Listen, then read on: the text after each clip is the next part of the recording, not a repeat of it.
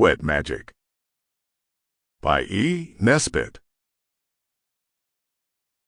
1. Sabrina Fair. That going to the seaside was the very beginning of everything, only it seemed as though it were going to be a beginning without an end, like the roads on the Sussex Downs, which look like roads and then look like paths, and then turn into sheep tracks, and then are just grass and furze bushes and tottergrass and harebells and rabbits and chalk. The children had been counting the days to the day. Bernard indeed had made a calendar, on a piece of cardboard, that had once been the bottom of the box in which his new white sandshoes came home.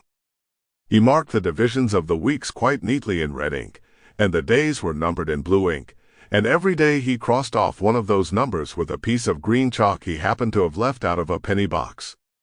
Mavis had washed and ironed all the dolls' clothes at least a fortnight before the day. This was thoughtful and far-sighted of her, of course, but it was a little trying to Kathleen, who was much younger, and who would have preferred to go on playing with her dolls in their dirtier and more familiar state. "Well, if you do," said Mavis, a little hot and cross from the ironing board, "I'll never wash anything for you again, not even your face." Kathleen somehow felt as if she could bear that. "But mayn't I have just one of the dolls?" was, however, all she said, "just the teeniest, weeniest one. Let me have Lord Edward. His head's half gone as it is, and I could dress him in a clean hanky and pretend it was kilts." Mavis could not object to this, because, of course, whatever else she washed, she didn't wash hankies. So Lord Edward had his pale kilts, and the other dolls were put away in a row in Mavis's corner drawer.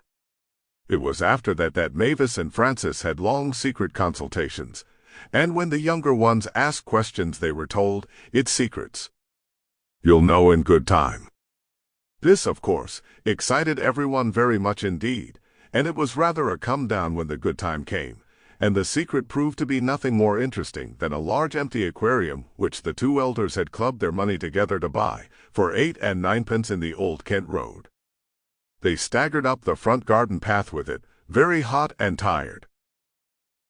"But what are you going to do with it?" Kathleen asked, as they all stood around the nursery table looking at it. "Fill it with seawater," Frances explained, "to put sea anemones in." "Oh yes," said Kathleen with enthusiasm, "and the crabs and starfish and prawns and the yellow periwinkles and all the common objects of the seashore. We'll stand it in the window," Mavis added. "It'll make the lodgings look so distinguished. And then perhaps—" Sample complete. Ready to continue?